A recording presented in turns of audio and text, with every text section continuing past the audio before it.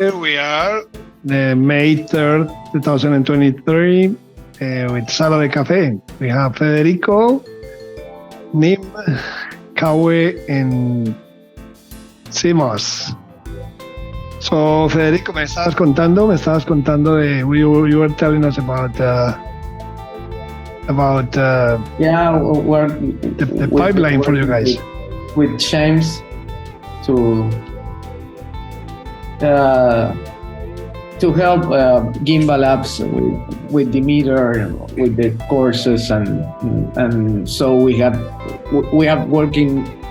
been working in our backend side because we had to do some adjustments to the credit, the way the credits in Demeter work, so we can give some work with the credits in a different way as it is working now, as if they were tokens in some way. So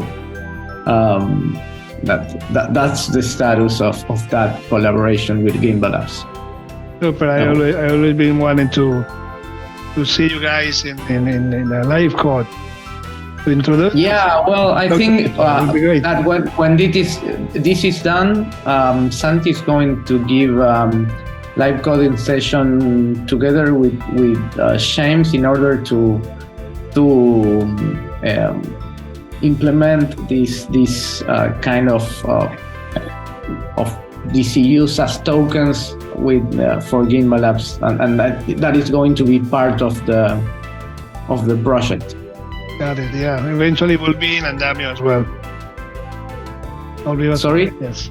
Eventually, you guys will be part of Andamio as well. Andamio is the main project that is coming. I hope so. We are looking forward to collaborating with every well-intended project in the community. Exactly, which has been done very well, by the way. Super good. So, who else has those? Who wants to follow? Hey, C, what's up? I fucking built it, Doug. Good. Made the whole thing. I'll post in chat. I'll post in chat a website. Super. This website is not the app.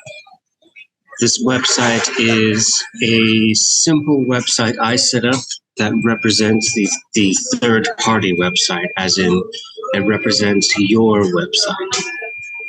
It represents a website that a user would have if they want to apply utility to NFTs, but they don't know how to code. They're good enough to use WordPress or something like that, and they can copy paste a script. And the result is something like this example Messy Club website, where there's multiple pages where you're confronted to the authorization process. And if you happen to have certain coins in your wallet, which you probably don't have, then you will get back either a video or a live stream or a playlist or a QR code and a couple of other things. Got it. Yeah. So will you walk us through the website? I'm now posting it. Sure. So click on AMA on the navigation. Okay. So this is a typical Bootstrap website, and there's nothing special about it at all, except for this button right here, where you see Start Auth. Behind that is a universal script that I made that is meant for any user to put on their website.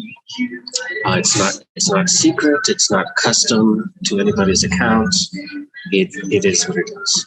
Its purpose is to start an authorization flow.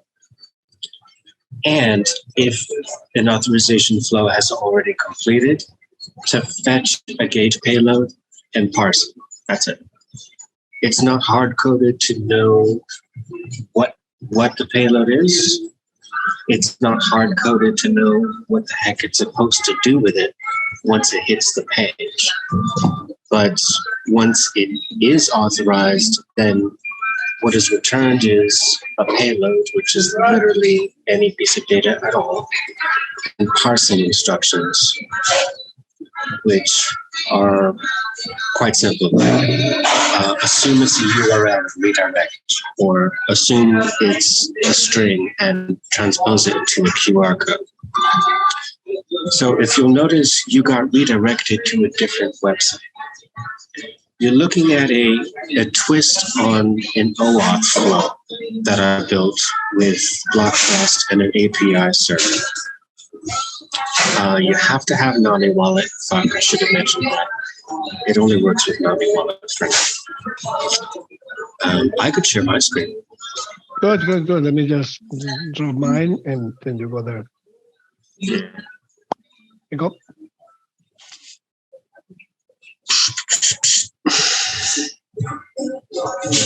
Go for it. Yep. I think.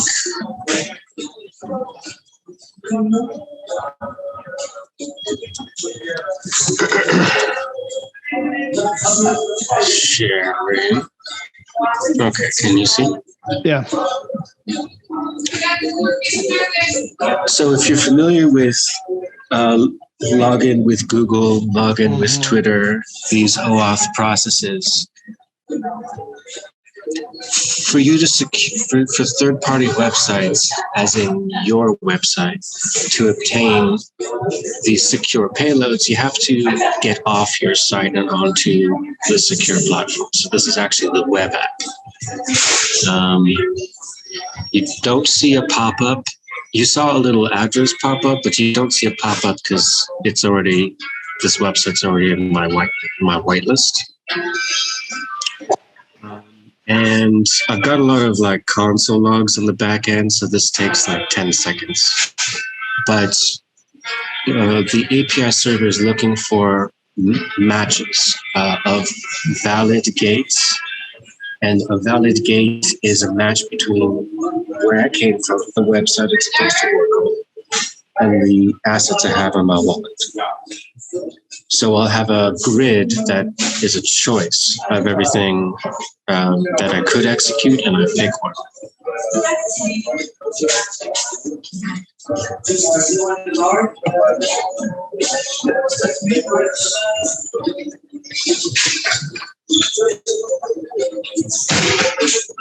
Okay. All right, so it does work. It just takes a hell of a long time. So I have two different gates that I set up for the same video because I want two different policy holders to have access to it, and I just happen to have both tokens. When you click on one, you get the gate details. These are generic attributes that the user, me, set up when he created the gate. Description, unseen footage. And this is where you're notified you're going to be taken back to the third-party website. This is the most recent gate type that I made. It works with a website called Sprout Video. Just think of it like YouTube. It's just another video hosting site, one of many, and I want to add a lot more. But you upload a video. In this case, you upload a playlist, and it's this playlist embed that shows up on your site securely. Now, your website doesn't need a wallet connector, any other software. It just needs my script. Oh, and if you'll notice, we're on the same site, but there's an authorization code that got tacked onto the URL parameter. That is how your page is able to actually fetch the data. And this authorization code only works one time. Fail. No gate found for that auth code. So, we're talking to DJs and visual artists and movie producers because it just seems like out of the simple abilities that I have to offer right now, video might be the most engaging. but I'm also looking forward to finagling this into e-commerce gates, redirecting to shopping carts and such.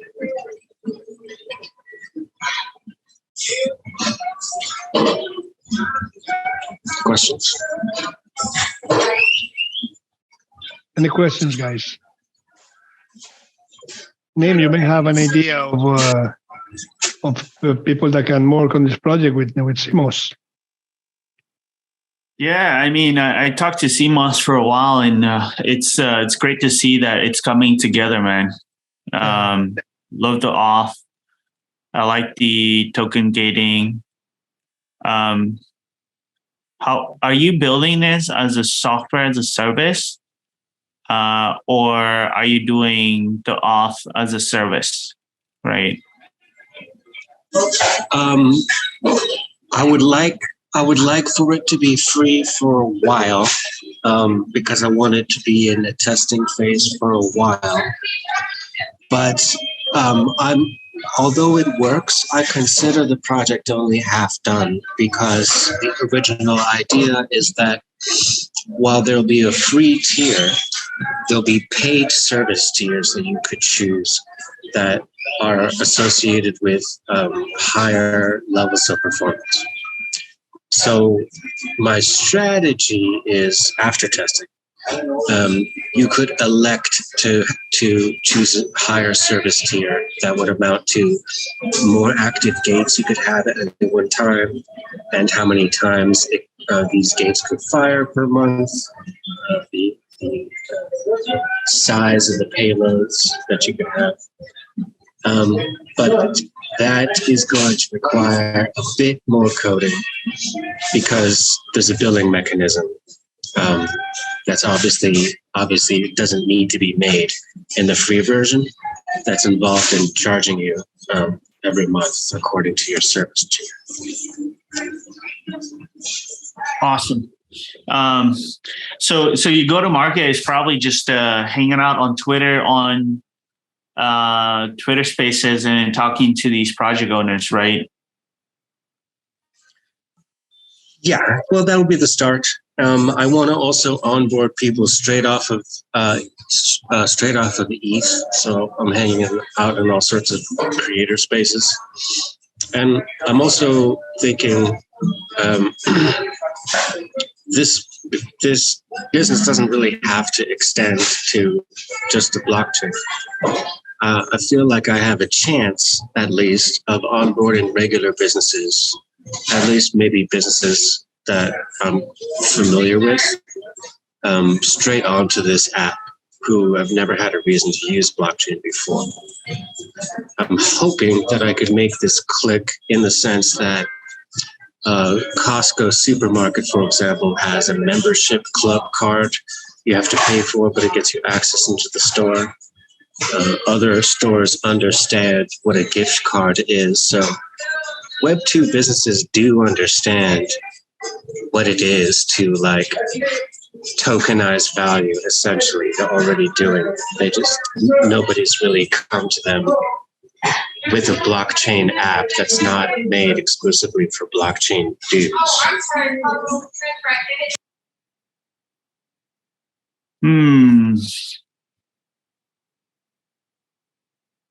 Interesting.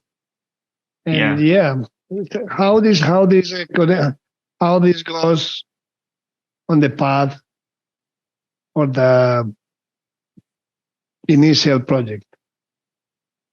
How far away from finishing?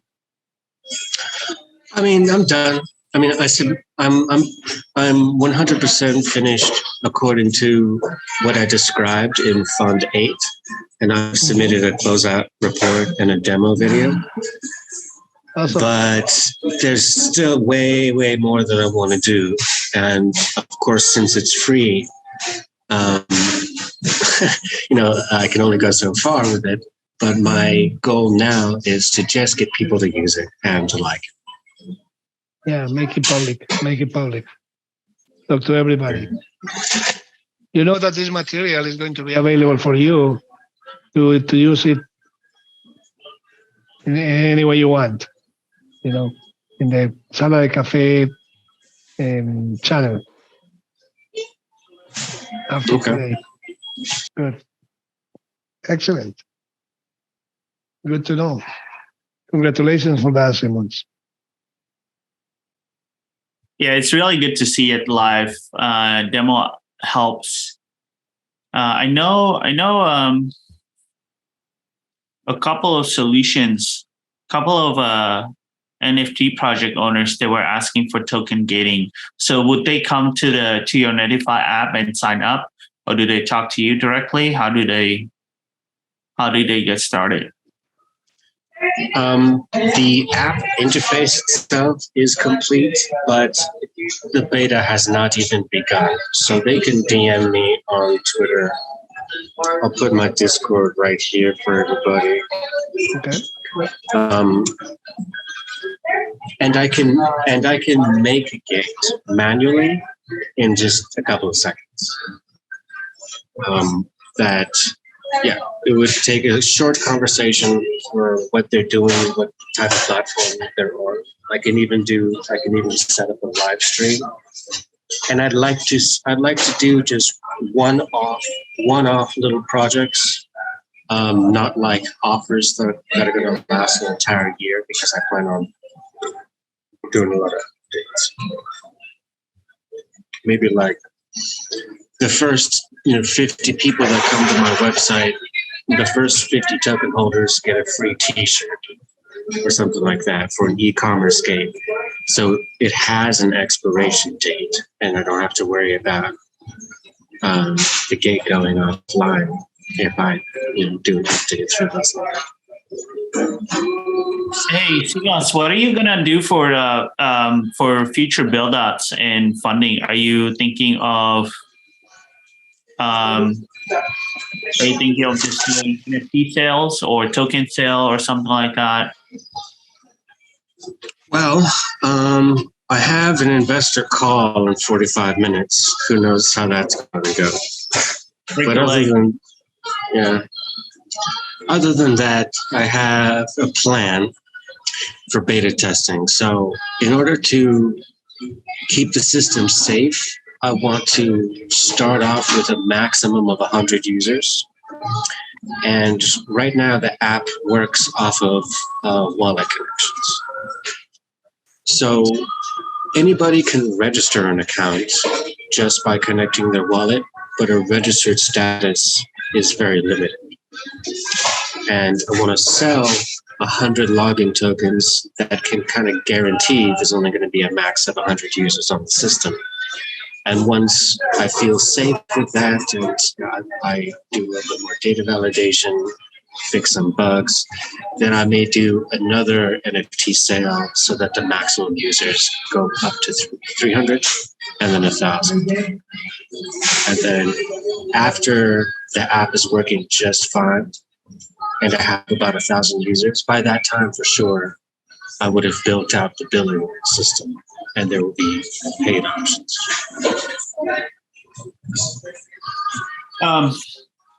Hey, I'm more curious about like the identity use case, right? You said Costco stuff.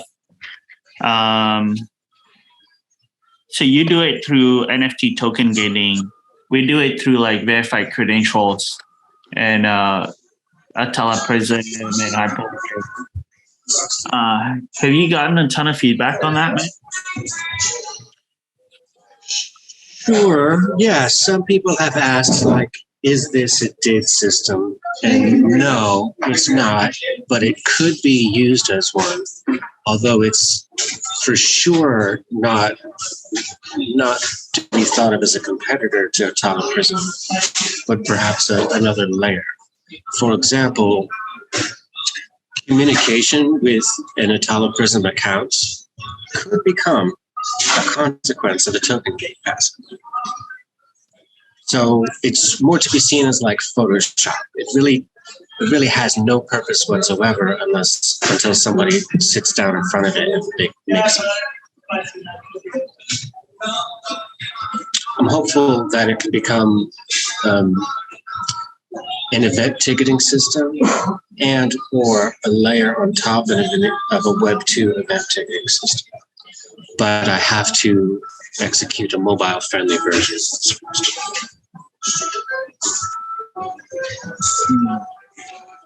Are you also thinking of building the mobile app itself, or? Yeah, no, it'll be just a web app interface, and the mobile-friendly version of this can't happen until the billing phase happens. Yeah. But I have a plan for that.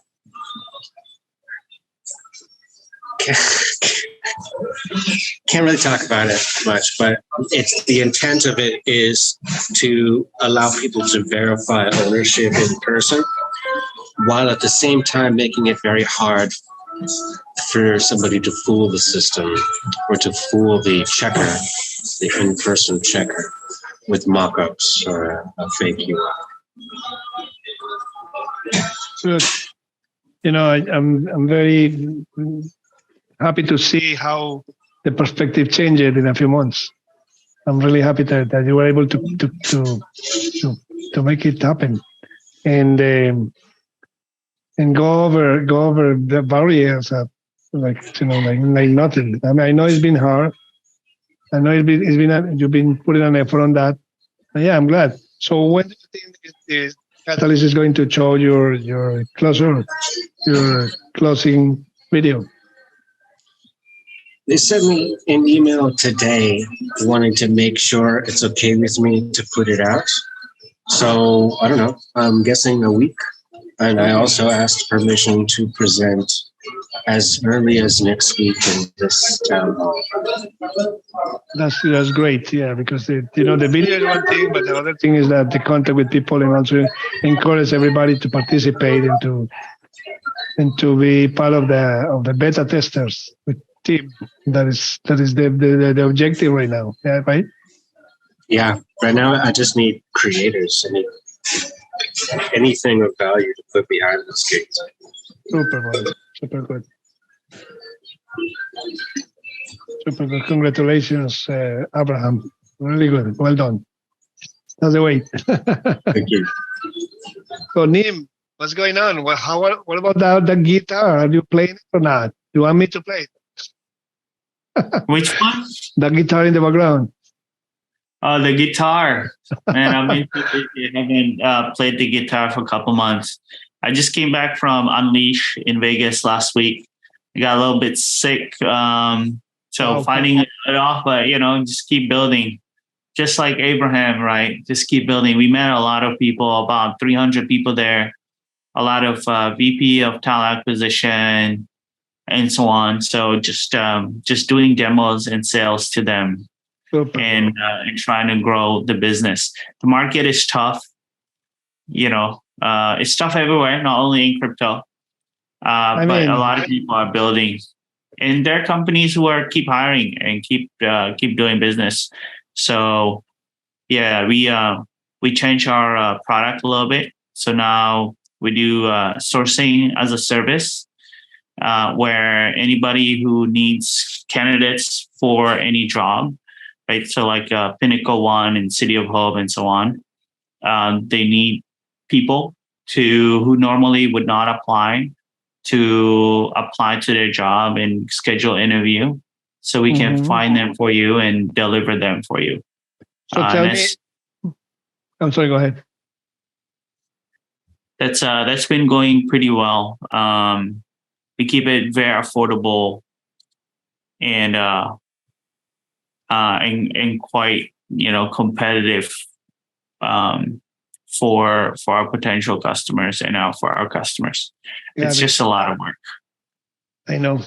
HR is fun, but yeah, tell me how do you see Web3 growing, especially now with the market that we have, the bear market? Yeah, bear market will end at some point, right? What comes down, or what comes up must go down. So it will, the people that survive and stick around and keep building, like CMOS and I know Endmaker's doing great, Patrick over there and others, right? They're gonna make it. and all we need to do right now is just to focus on surviving and building and providing more value. Yeah, right. That's it. And just be in the community and get engaged, right? I try to join as much as I can, but literally I had 2 conferences back to back. And there's another one, Blockchain Expo, Santa Clara, coming up in about 2 weeks. And then another one, ERE Talent, the week after. So just be in the community, do things, build things, keep on believing. Like Charles went on. There's a lot of talk about CBDCs. There's a Fed Pay happening as well. There is always something. There is always something that distracts you. The thing is, you gotta focus on building. And I kind of like the environment of the bear market, because when that's when you can build. When you have the bull market, then it's very difficult to focus, and there is a lot of noise and yeah, I mean the town hall is, by the way, is full of people. Right. Yeah, this is funny. Now is a little bit lighter, right? Yeah, let's see what happens when Fontaine starts. But I think it will go crazy.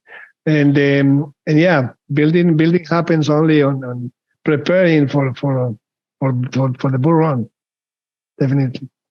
I think it's tough. It's tough market. Like people who are building now and people who are gonna survive will make it. Yeah, but the thing is, I know it's tough and all that, but this is the technology, And the funny thing is that we are in the really early years. I mean, we are in the pioneer times. So whatever you build, if you keep consistency improving, for sure you'll make it. Yep. And I see that for Abraham. I know the project has a lot of potential. And yeah. I'm robbing gas stations to fund my project. I know. You just do whatever it takes, man. I've ever since I've known CMOS, he's always been hustling. Just make it happen, man. When I told people, like, we're literally, I want to be a cockroach to survive this apocalypse, And when things get back, like, this is really the time when you build partnership and collaborate and friendship, and it's not always about, hey, buy my stuff, right? But how can I help you? What do you need? How do people sign up? Because people will remember in the bear market who helped them. It's like you go on the ice and then all of a sudden the ground underneath you breaks, the ice breaks, and then you fall into the cold water. The people who come and don't shy away, they are the keepers. They're the solid people. It's just about character, right? So I love what you guys do. Thanks for doing Sala de Café all the time. I was like, wow, finally. I love the name, Sala de Café. Yeah. Sala de Café. Yeah, keep it up, man. Oh, thank you so much, Nim, for stopping by and saying hi. And yeah, we really appreciate what you're doing. Just keep it up with connecting people. It's very important. It's key. What is the next conference that we'll see each other? Let's see. There's a Blockchain Expo in Santa Clara, and then I'll be in San Diego for ERE Talent, and I'll be in. There's something happening at the same time.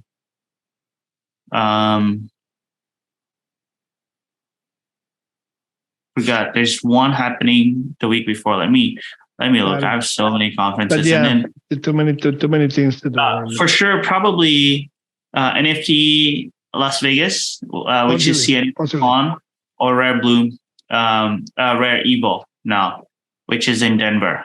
Oh yeah, Rare Evo. We'll be there. So don't buy them. Or buy them, support the team, but I already bought some too. Oh, super, yeah. Super. I haven't. I have a lot of other priorities at this point. I look forward to go to one or two conference for this coming year. Yeah. We Yeah, gave some definitely. tickets for consensus last minute, 2 tickets to Cardano community. I didn't go. And you can tell people try to save money because Yeah, the time yeah, to do it. Yeah. but people still go. People still go. Of course, of course. I mean, it's Yeah, it's doing business. It's the cost of doing business. That's the key. exactly. It's not a trip. It's just going to do business. Yeah. Yeah. So the key there is to have a specific objectives and go for them. Yep. Yeah. Good. So we see here Robert Ariano. How are you, Robert? What's going on? Not too bad. Hey, how are you guys? Good, man. Yeah, just trying to get there. Whatever. Super.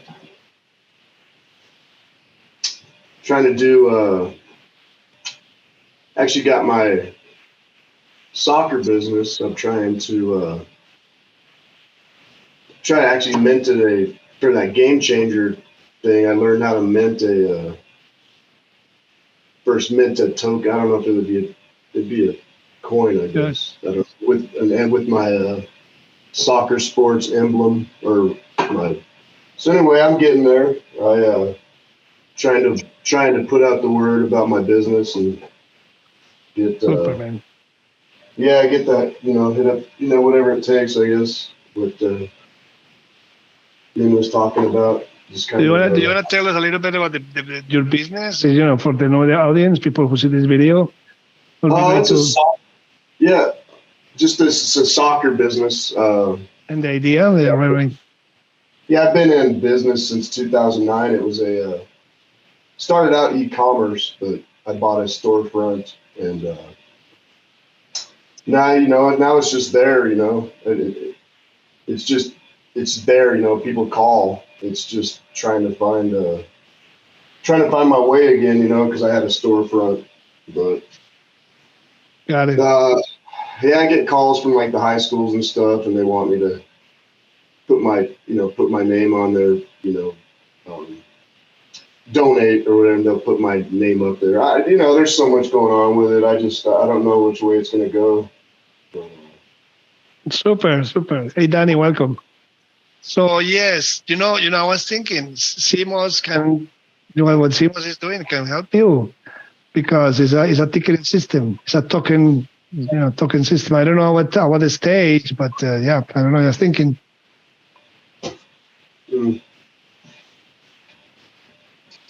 I don't know. You guys take a look at what he's doing and then just connect.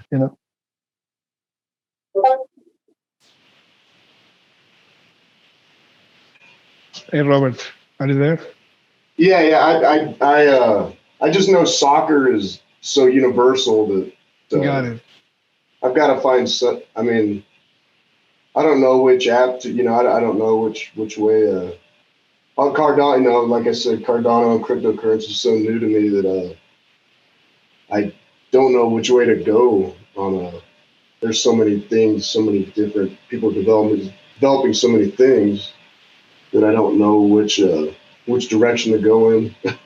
Yeah, yeah. No, of course. And then that's what I meant. Just keep an eye on his project.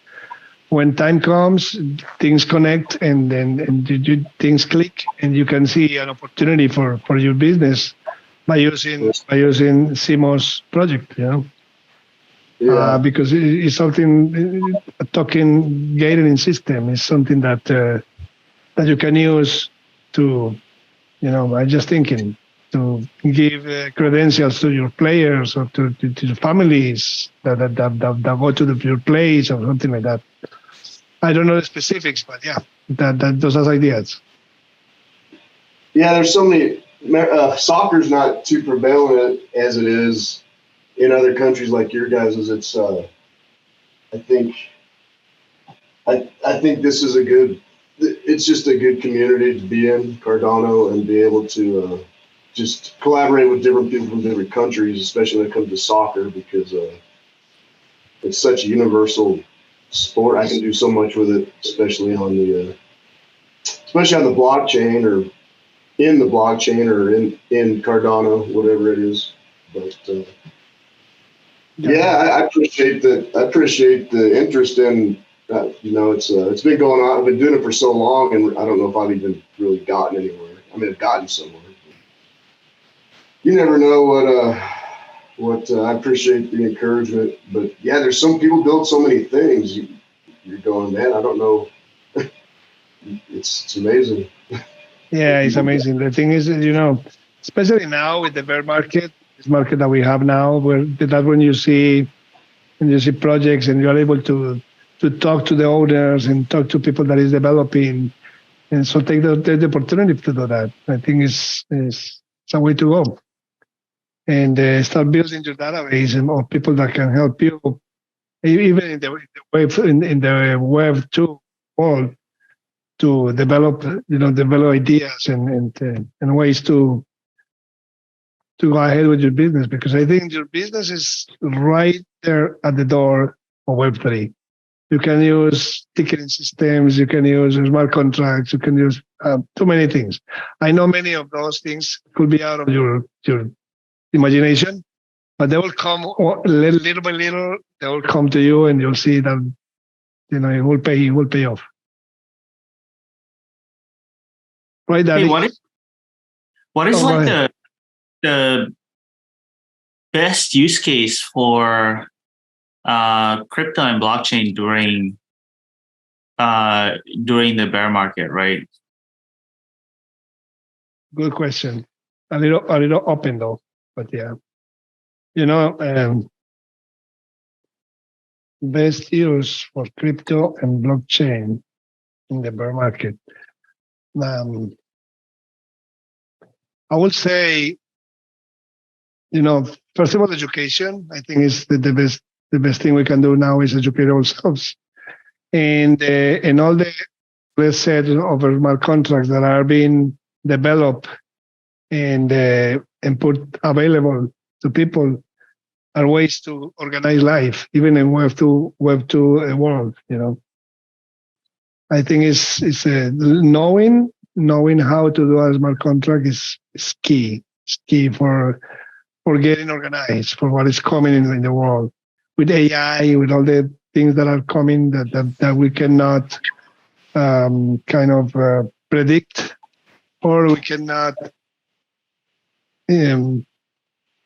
go over them. I mean, the best way to do, even to protect ourselves, is know exactly how to do a smart contract, or at least know someone who can help you with it. Just thinking now. What do you guys think? What do you think, Danny? I did miss that part because I was reading something you were saying. Apologies. No, the question that name is the one why what do we do in bear market with crypto? And what will be the best use of crypto and blockchain in the bear market? So so when I heard that, my mind immediately went into direction. Why does a bear or bull market have any impact on how to use a crypto? At the end of the day, it's about the use case, whether there is a tangible utility for any of it. And that should be true whether you are in bear market or bull market, because that's market semantics. That's not the utility per se, right? Like that's a signal. It's not the originator of the value. It sort of just represents something on the other side of the equation. So I don't know if there should be, or if there is any difference, unless we're talking through the cases of the consumers where they may be more interested in holding and accumulating, and they're looking at it purely through the lenses of value generation in terms of does my portfolio pump or not? But in terms from the builder's perspective, I think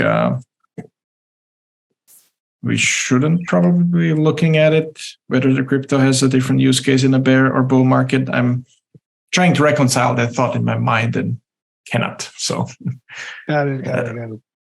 Yeah, I think the value of is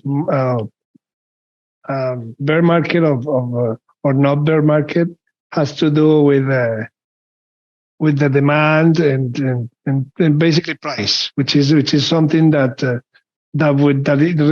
it doesn't once the use case is established in the community, price won't matter at all because it's there and it's there to stay. But I think price is important in terms of demand and speculation. I mean, I think a bear market has the privilege. The privilege now, kind of the beauty of bear market is that people that is building is people that really are here to stay. It's a good filter, right? It's the market does some weightlifting for you. So the bear market sort of like does identify much easier in terms of like the risk reward ratio. In a bull market, there's lots of noise. Everybody's building the next big thing. Everybody's revolutionary. Everybody's gonna change the world within 60 days.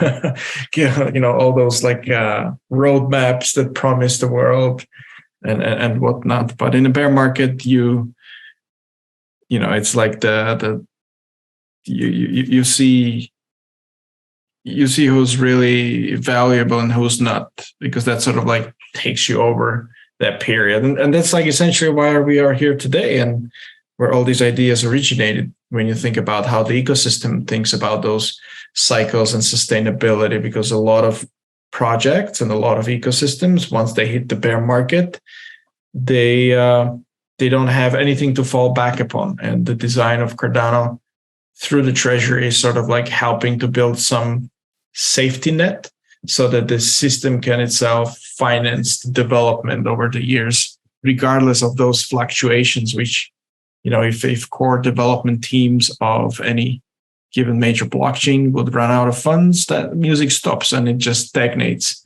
So hopefully that can be unleashed fully with Voltaire, and future bear markets are going to be a lot more exciting. Not that they aren't now, but that will help for sure. Right, it brings a really good point, which is the fact that all of us are wondering how much survival would it be after the first round of catalyst funding. When once a project gets funded, what happened to it? Will it continue? They're not. What are they doing about that? What you guys are doing to follow up on those projects that are that are funded, finished, and done, but they don't continue, or they. Yeah, I mean, I think primarily where we should be looking at the catalyst is sort of like a springboard, an accelerator in terms of like you want to catch fire and leveraging for maybe specific objectives. I don't think catalyst is meant to finance companies end to end as a sole source of revenue. Like there needs to be sort of some kind of sustainability as in any, and there may be use cases where that may not be as exact. Maybe you got some community initiatives, but it should be always like to do a certain thing, not to provide an endless supply of. If you're bringing the value and bringing in the projects and you're putting that work in, I think that's totally feasible. But I think no sane organization or company would put all the eggs in a single basket in terms of like how you're building. That's just a business savvy thing to diversify, and it should be looked, I guess, as a helper rather than a primary thing that keeps you afloat, maybe for a certain period of time until you reach the sustainability. But projects do need to think about that in advance. Like if I'm asking for a grant, how does that advance me to further get closer to my objectives? Which is not always the case, right? Like it's depends on the project too. There are projects that there will be no way to, but that will be a good line or aspect to think of when people vote for a project, that they are sustainable, they continue and building up, know that they disappear, and then come back for more money. Because that's what I did. And I what I would love to see happen in the future more specifically is even if they disappear, how do we ensure that the work they've done is still accessible to the rest of the people? So should someone come along with a similar ideas or in a similar problem area, can they pick upon the lessons learned of somebody else who may have run out of steam, interest, desire, funding, what have you, and build upon that further, right?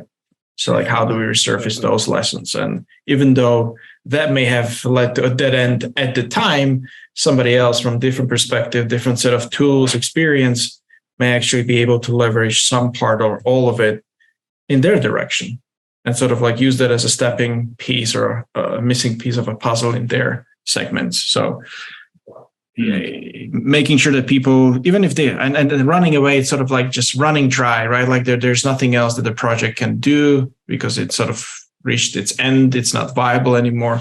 How can we ensure that the effort and energy which was put in a certain direction under that project can be leveraged by anybody else? And I think that's probably the most difficult problem to solve, because that's a lot of data. And how do we do that? How do we make it easily accessible, parsable, and so that it can resurface those lessons learned? Because that's what the usual startup world lacks, right? Like you get all the feedback and the feedback is locked behind the doors of those who make the decisions. Sometimes even you as a project asking for grants or investment don't get any feedback at all. So at least in here, you have that first element, but I don't think we've solved satisfactorily yet. How do we ensure that everybody who's coming in on the front of the line, that they don't have to repeat the very same mistakes, that our projects already pay the price to do so? And that's a big problem, I think, still in Catalyst, anywhere for that matter. It would be a big challenge to tackle. So I think for some projects that may be easier than others, right? When I write proposals or grants, first off, I try to write something we are planning to build anyway, right? Like we were planning to go to conferences anyway as Netbilia, and now we can take the community with us, buy them tickets, sponsor Cardano events, organizers, and we try to partner with other teams on these proposals, right? So, for example, for the conference tickets with Cardano organizers, not every conference will be a Cardano conference or blockchain conference, but the ones that we do, right? We do, or we partner with Cardano ambassadors to help us identify and market, spread the word out. Or with the Atala Prism proposal, we actually build it out with Roots ID team, right? Which is open source standard for the unknown creds and ZK, and that's all available. So always to have like more teams and projects involved that are part of Catalyst. And through partnership, I think that's one way you can do the knowledge transfer. It's not perfect, right? But yeah, I think doing that and openly talking about things, having monthly after town halls, sharing feedback, right? I haven't done one for a while, just been at conferences, but we wanna do one in May this month. Yeah. Just to share like what goes good and what doesn't go good, right? Learn. Yeah, exactly. One thing, for example, I've learned with the conferences is that people do promise to give testimonials for the tickets that they receive, but only about 10% of them actually share a testimonial. Or when they do share a testimonial, they maybe share on Instagram or somewhere else where I have no idea, right? We're not connected. So now when they get a ticket, I essentially ask them, make sure before they get a ticket, you make a tweet, you tag all the people, and you fill out a form so that we can capture like you know, the deliverables and so on. So it sounds like a good idea to put together in a smart contract. yeah, Even if they deliver after, but they have the commitment, and that would be a great use for what we do. right. And then you don't have, because the thing is, it's not a matter of people don't do it. It's because they forgot. They just, they got the ticket, they got in and forget about it. Same as you guys. I mean, did you guys follow up with the people? No, right? Right.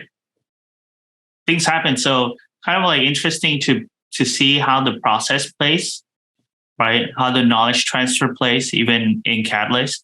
And then how can we build different systems and technology around it to make the processes easier? Because ultimately it's humans. At the end of the day, like it's humans who come up with proposals, who execute it, who have the learning, who make those decisions, right? To collaborate or receive ticket or whatever they're building. Exactly. Actually, that's a bounty. You just put together a bounty for that in front of the ticket, a request, a bounty that you commit to do certain things, and that's it. That's thinking. Okay. And then the way you put your the fire of Web3 to work for you, or even if it is not Web3, but good. I'm glad everything is doing well, and you guys are still active, and your team has grown for a while, a little bit more, right? How big is the team now? Our team, so it fluctuates, right?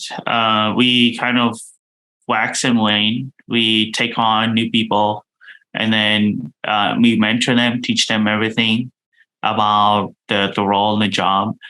This week, 3 people have gotten full-time jobs. Mm-hmm.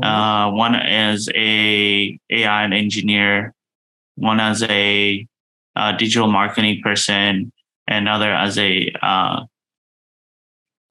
customer success manager, right?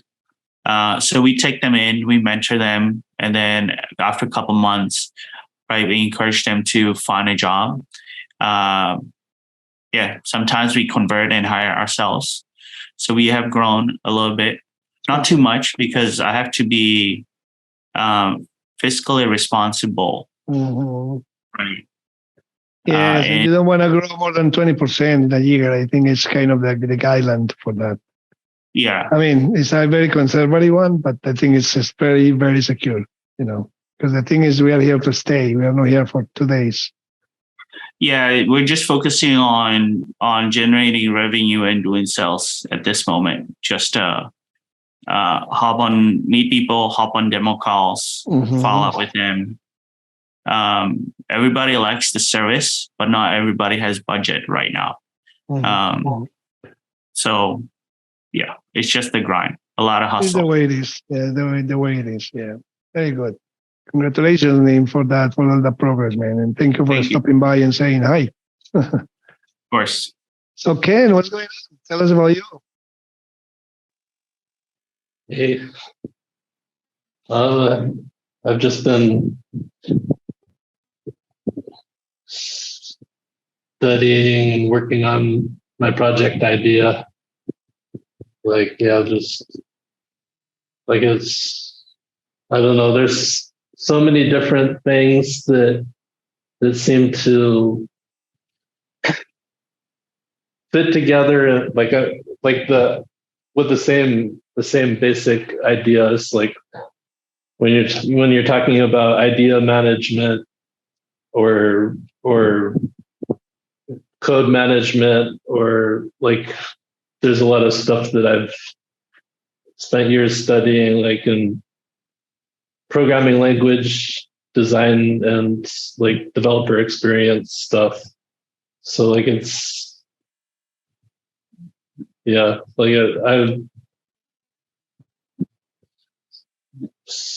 not. Sometimes I'll be working a lot on code, and sometimes I'll just be stepping back and seeing if the direction I'm taking is like a good idea, or if it fits well into the bigger picture. Because there's always extra levels deep you can go on an idea, like how much do you want to build from the ground up, or how much do you want to base things on another project, or if there are structural issues with existing solutions, like that could be optimized in different ways.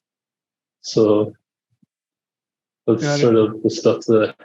So tell us again, what is the project that you are working on? Some people. Well, there's a few different things that they're related. Like the main thing is idea management, like combining the process of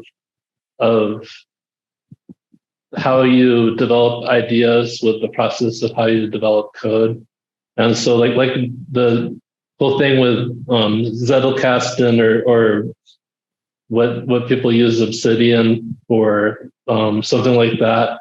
But you might be able to, like, I'm thinking of ways that you can take that same process and apply it to development.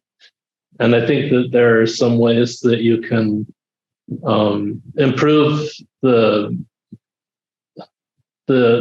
possibilities for convergence. Like when you have a bunch of different people working on different ideas, different projects at the same time, you have people like they're duplicating work in a lot of ways.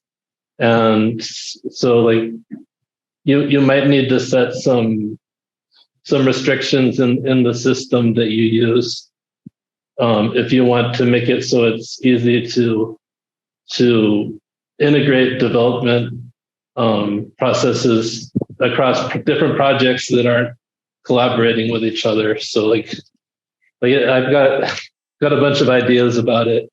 Nice. Like it's just me working on stuff by myself. So it's not a quick process, and sometimes it's a lot to hold in my head at the same time, just trying to figure out what direction to go. But we all been there. We all been there, thinking about many ideas, and it's just do you have any projects with the Catalyst, or planning on putting one together?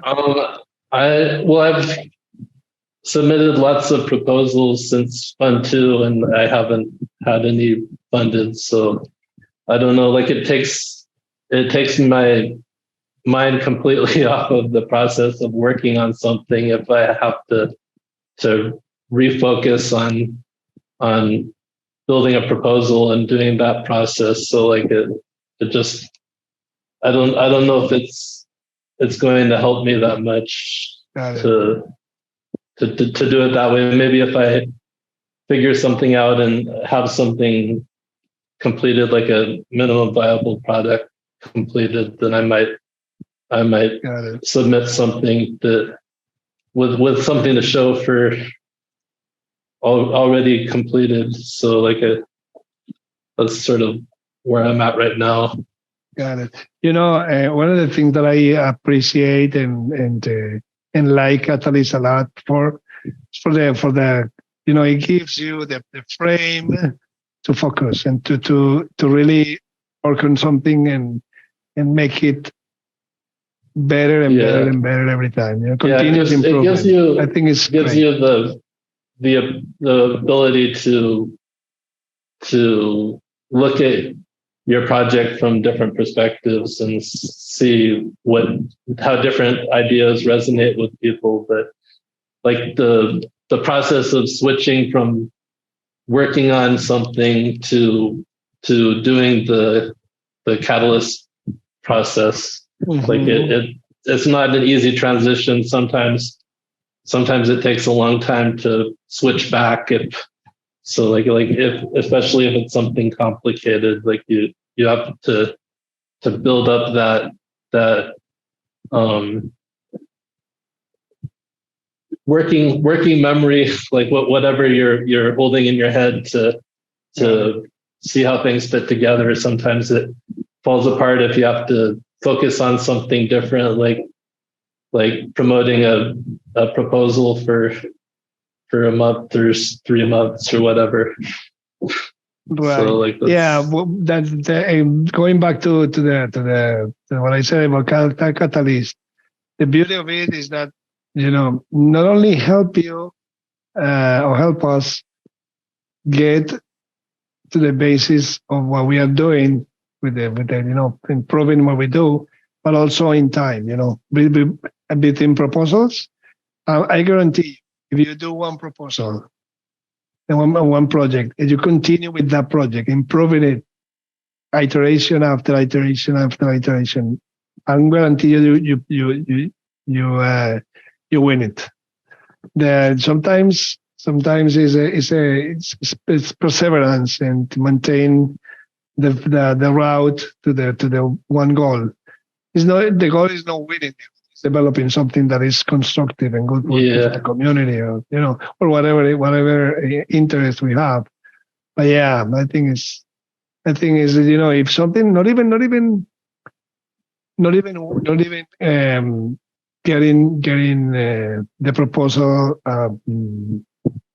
funded, but being able to develop the proposal through the process of catalyst. I mean, that's the value there, 100%.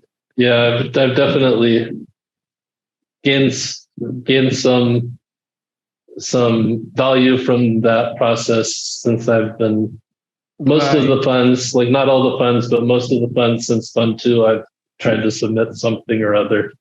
So all related, everything is related to the same subject. They're not all related. I'm the first round, I think in Fund 2, I submitted something about me doing something here in Malawi, since I actually moved here almost 2 years ago to Africa. Okay, and so, yeah, I remember. Yeah, so like I had it was the funding level, what I was asking for and what was available that didn't really work out for that, because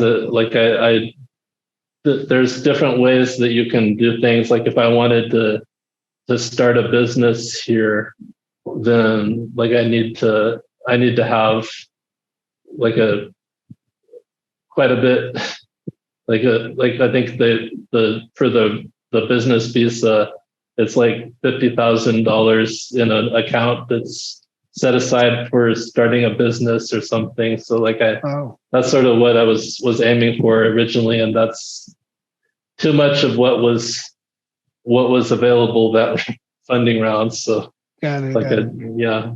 So like hey Ken, why don't you just start a business in the US for a couple $100? You just register, right? Like, and stay here. Yeah, I mean, we're a US company and we offer a solution globally. Yeah. As far as I don't know, it's there shouldn't be 50 grand to start a business in 2023. But it's like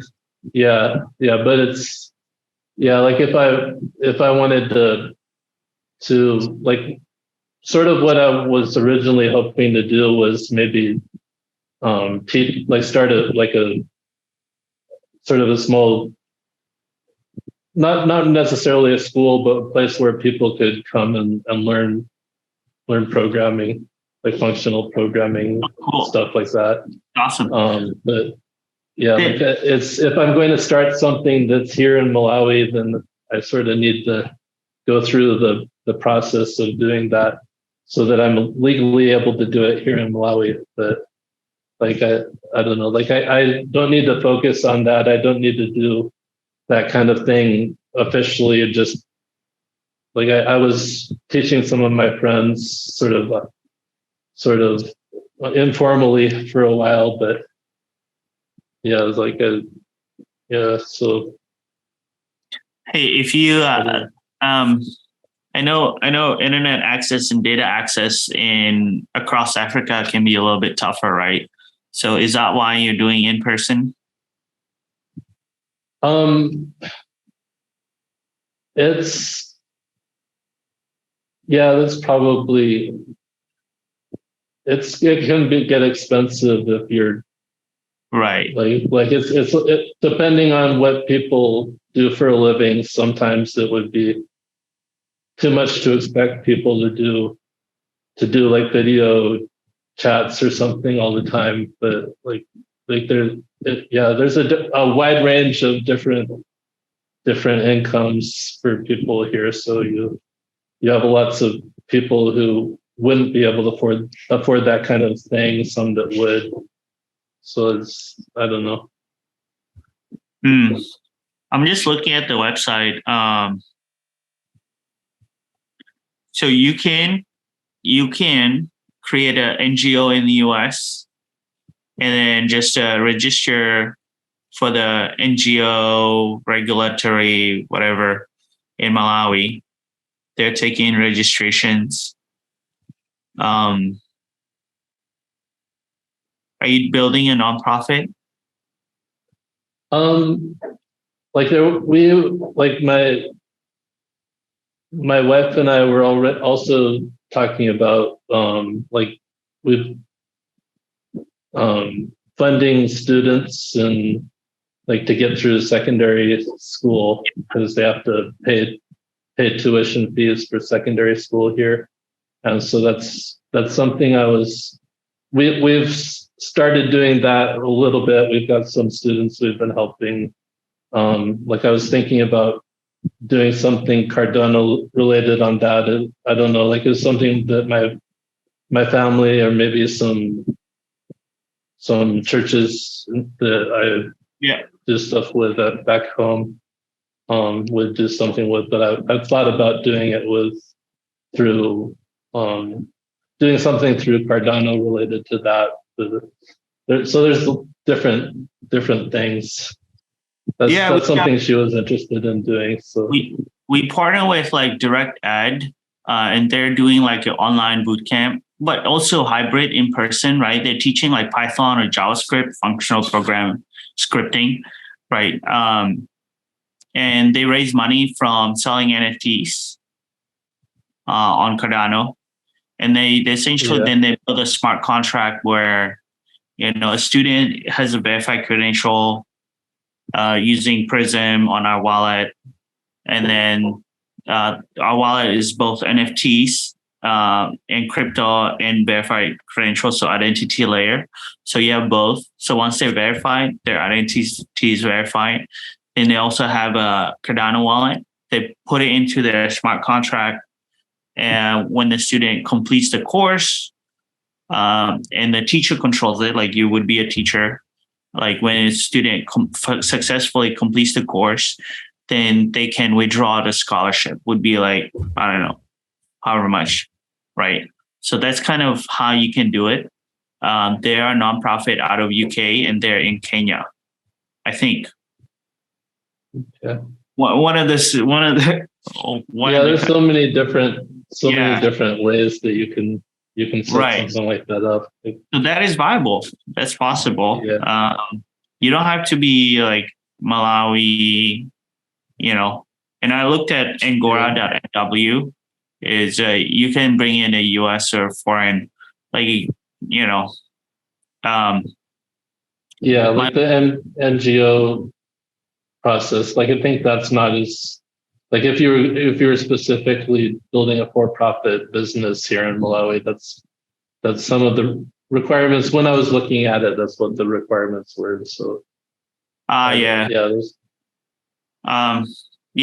know about NGO is just easier to because it's all aid, and people you would be able to raise money too, from grants or from people just donating to your stuff and to your students. I'm pretty sure there's for-profit companies that do this too, right? Yeah. Yeah. Anyways, happy to connect and shoot ideas, if you want. I was muted. Yeah, it would be great you guys to connect. That's awesome, for sure. And by the way, Ken, let us have your Discord or your communication channel on the chat, so we can communicate. Okay. Yeah, like I don't really spend time on Discord. It's hard to use, like with my setup. What do you use to communicate? like Email?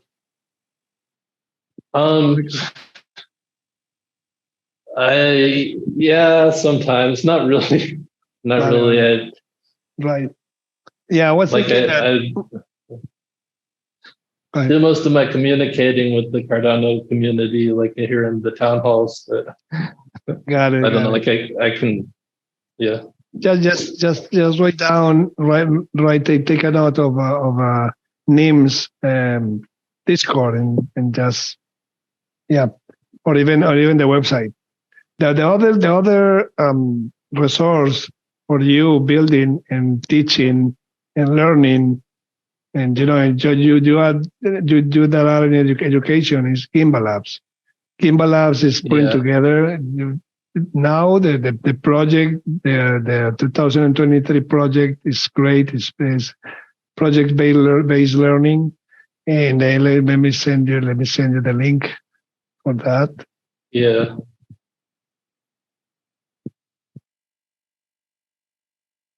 Yeah, I've looked at the Gimbal Labs stuff. Yeah. Hey guys, I gotta hop off. Juan, it was good to see you. Ken, great chatting. Danny, if you're still there, see you around. Take care.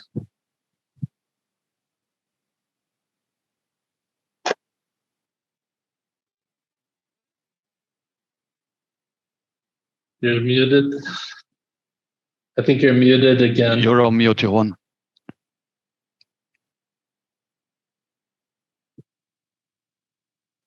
Who muted me? Okay, now you're good. No, I was saying that Ken, Kimba Labs provides a huge opportunity for you because you are in education. You are with you are developing a program.